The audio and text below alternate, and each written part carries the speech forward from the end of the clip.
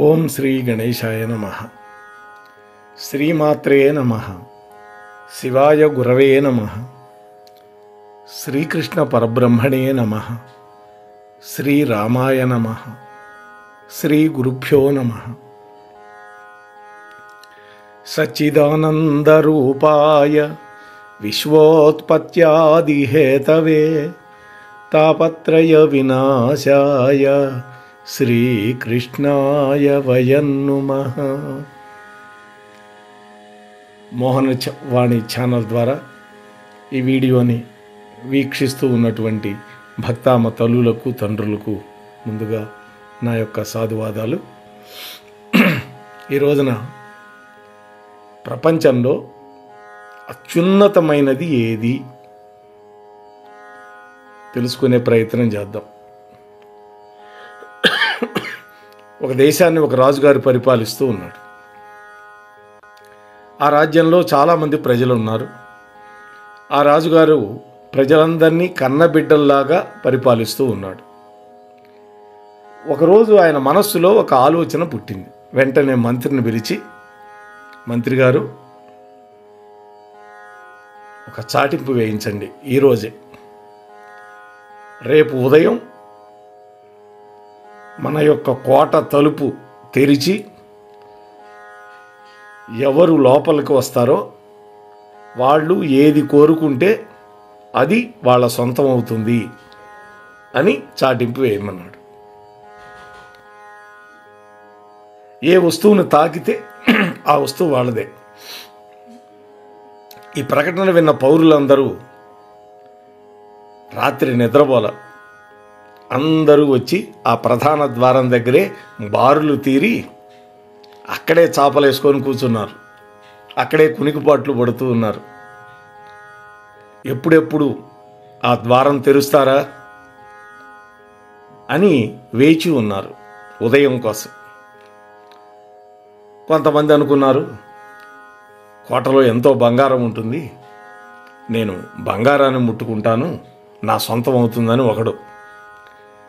రాజుగారి కోటలో విలువైన ఆభరణాలు ఉంటాయి, ఆ ఆభరణాలు ముట్టుకుంటాను అని మరికొంతమంది. నాకు గుర్రాలంటే చాలా ఇష్టం, అందువల్ల నేను గుర్రాలు ముట్టుకుంటాను అని ఒకడు అనుకున్నాడు. నాకు ఏనుగులంటే ఇష్టం, అందువల్ల ఏనుగులు ముట్టుకుంటానని మరికొంతమంది. ఒకడు అనుకున్నాడు, వీటన్నిటికంటే ఆవు కదా గొప్పది, కాబట్టి నేను గోవులను ముట్టుకుంటాను, ఆ గో సంపద నాదవుతుంది అని మరొకడు అనుకున్నాడు. ఆ సమయంలో రాజభవనం యొక్క ద్వారం తెరుచుకున్నది. ఒక్కసారి పొలోమని అందరూ లోపలికి వెళ్ళారు. తమకిష్టమైనటువంటి వస్తువులను తాకేందుకు పరుగులు పెడుతూ ఉన్నారు. ప్రతి ఒక్కళ్ళు తమకిష్టమైనటువంటి వస్తువుని ముందుగా తాకాలి అని తొందరపడుతూ ఉన్నారు. ఎందుకని? తనకంటే ఎవడైనా ముందుగా ఆ వస్తువుని ముట్టుకుంటే వాడిదవుతుంది, వాడికంటే ముందు నేను ముట్టుకోవాలి అని అందరూ ఆతృతగా ఆందోళనగా ఎవరికి కావలసినవి వాళ్ళు ముట్టుకుంటూ ఉన్నారు. రాజుగారు తన యొక్క సింహాసనం మీద కూర్చొని అందరినీ చూస్తూ తన చుట్టూ జరుగుతున్నటువంటి సందడిని చూసి నవ్వుతున్నాడు మనస్సులో. అంటే ఏమి ఆశరా వీళ్ళది అని. కొందరు ఒక వస్తువుని, మరికొందరు మరో వస్తువుని తాకారు. వాళ్ళు సొంతం చేసుకోవటానికి ఎంతో ప్రయత్నం చేస్తున్నారు. వాళ్ళు దాంట్లో ఆనందపడుతూ ఉన్నారు. ఆ సమయంలో గుంపులో నుంచి ఒక చిన్న అమ్మాయి, ఒక 10 ఏళ్ళు కూడా ఉండవు, గబగబా వచ్చి రాజుగారి దగ్గరికి వెళ్ళటం మొదలుపెట్టింది.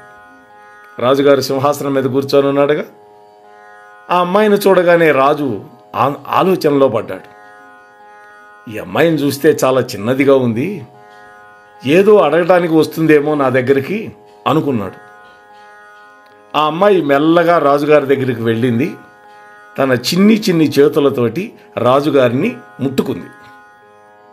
అంటే ఎవరు దేన్ని ముట్టుకుంటే అది ఇస్తానన్నాడు కదా రాజు. చూడండి, ఆ అమ్మాయి రాజుగారిని తాకటంతోనే రాజుకు సంబంధించినవన్నీ కూడా ఆ అమ్మాయి పరమైపోయినాయి. అంతే కదా. దేశాన్నేలే రాజునే కోరుకున్నప్పుడు ఆ రాజుకునే సంపద అంతా ఆ అమ్మాయిదేగా.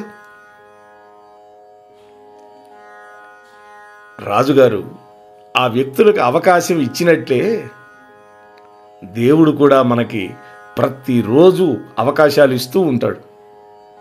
కానీ మనం ప్రతిరోజు తప్పులు చేస్తూ ఆ భగవంతుడు ఇచ్చినటువంటి అవకాశాలని అందిపుచ్చుకోం. అంటే ఇక్కడ రాజు అంటే భగవంతుడని కాసేపు మనం అనుకుంటే, భగవంతుణ్ణి తాకడం లేదా భగవంతుణ్ణి పొందడం ఈ పని కాకుండా మనం ఏం చేస్తాము? భగవంతుడు సృష్టించినటువంటి ప్రాపంచిక వస్తువులని మనం కోరుకుంటూ ఉంటాం. అంటే ఒక టీవీ కావాలను, ఒక రేడియో కావాలను, ఒక డివిడి ప్లేయర్ కావాలను, ఒక ఐఫోన్ కావాలను, ఇట్లాంటివన్నీ కోరుకుంటూ ఉంటాం. కోరుకోవటమే కాదు, వాటిని పొందడానికి ప్రయత్నం చేస్తాం. అలా పొందలేనప్పుడు కోపం వస్తుంది, ఆందోళన కలుగుతుంది, అశాంతి కూడా పొందుతాం.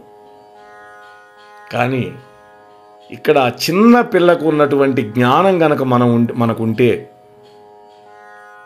రాజుని గనక సొంతం చేసుకుంటే అన్నీ నావవుతాయి అనేటువంటి ఆలోచన కదా. దేవుడు గనక మనవాడైతే ఆ దేవుడు సృష్టించినటువంటి సంపద ప్రతిదీ కూడా మనదే అవుతుంది కదా. ఈ విషయాన్ని మనం ఎప్పుడు అనుకోం. మన మనస్సులోకి ఇటువంటి ఆలోచన రానే రాదు. దేవుడు కూడా కన్న తల్లి లాంటివాడు. ఒక పిల్లవాడు తన తల్లిని విడిచిపెట్టి బొమ్మలతో ఆడుకోవటం మొదలు పెడతాడు. అంటే అమ్మకు పనున్నప్పుడు ఇంట్లో ఉండే బొమ్మలన్నీ వాడు ముందు పడేస్తుంది, వాడు ఆడుకుంటూ ఉంటాడు. అప్పుడు తల్లి ఆ పిల్లవాడిని ఆ బొమ్మలతో ఆడుకోవడంలో నిమగ్నం చేస్తుంది కదా, తాను ఇతర పనుల్లో బిజీగా ఉంటుంది. వంట, వార్పు, ఇంకేదో బట్టలు ఉతుక్కోవటం ఉంటుంది కదా. అట్లాగే మనం కూడా ఆ పిల్లవాడు ఎట్లా అయితే బొమ్మలతో ఆడుకుంటూ తన తల్లిని కాసేపు మరిచిపోయాడో, దేవుణ్ణి మరిచిపోయి ఆ భగవంతుడు సృష్టించినటువంటి వస్తువులతో ఆడుకోవటం మొదలు పెడతాం. అప్పుడు దేవుడు కూడా ఆ పిల్లవాడిని విడిచిపెట్టి ఆ తల్లి ఎలా వెళ్ళిపోయిందో అదే విధంగా మన నుండి దూరంగా వెళ్ళిపోతాడు. మనం ప్రాపంచిక భ్రమలో చిక్కుకోకుండా పరమాత్మను ఎప్పుడైతే సదా స్మరిస్తూ ఉంటామో అప్పుడు ఆ సమస్తమైనటువంటి శాశ్వత సుఖాలకి కారణభూతుడైనటువంటి భగవంతుడి యొక్క కృప, కటాక్షం తప్పకుండా మనం పొందుతాం. ఒక సంకేతపరమైనటువంటి కథ ఇది. అంటే మన కన్ను చూస్తూ ఉంటుంది, ఆ చూసిన వస్తువులన్నీ నాకు కావాలి అనిపిస్తూ ఉంటుంది మనస్సు. కానీ మనకు బుద్ధి అని ఒకటి ఇచ్చాడు. అంటే ఇది మంచి, ఇది చెడు, ఇది కోరుకోవచ్చు, ఇది కోరుకోకూడదు అనేటువంటి విచక్షణా జ్ఞానం కలిగింది బుద్ధి. ఆ బుద్ధి నోరు మూయిస్తుంటాం మనం, మనసు చెప్పినట్టు ఆడుతూ ఉంటాం. దానివల్ల బురదగుంటలో పడిపోతాం.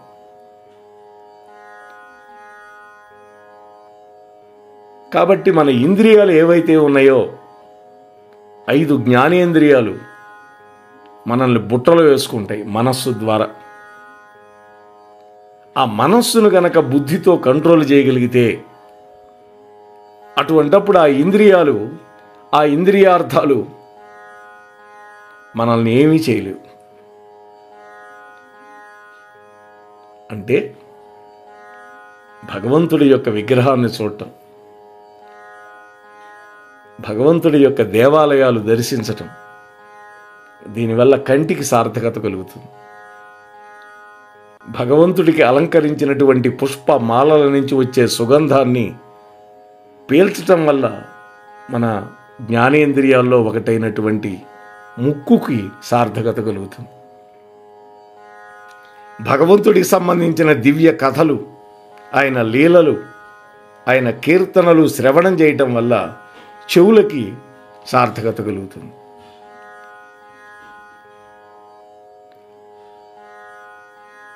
భగవంతుడికి నివేదించిన ప్రసాదాన్ని నోట్లో పెట్టుకొని ఆ నాలికతో ఆస్వాదిస్తూ ఉంటే ఆ నాలికకి సార్థకత కలుగుతుంది.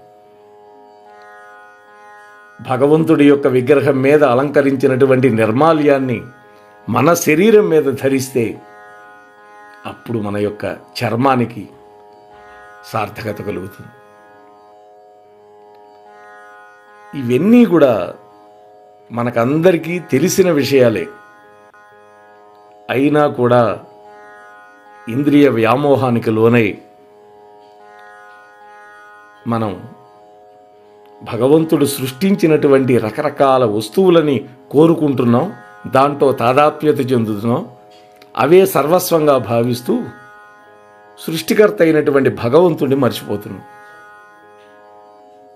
కాబట్టి ఈ సృష్టిలో అత్యంత విలువైనది ఏది అంటే భగవంతుడే అని మనం ఇక్కడ ఆ చిన్న పిల్ల 10 సంవత్సరాల పిల్లకు ఉన్నటువంటి జ్ఞానం మనం కూడా అలవరుచుకోవాలి. దానివల్ల మన జీవితాలు ధన్యం అవుతాయి. మన చుట్టూ ఉండే వాళ్ళ యొక్క జీవితాలు కూడా మనం ధన్యం చేయటానికి అవకాశం ఉంటుంది అని మీతో మనవి చేసుకుంటూ ముగిస్తున్నాను. స్వస్తి. మోహనవా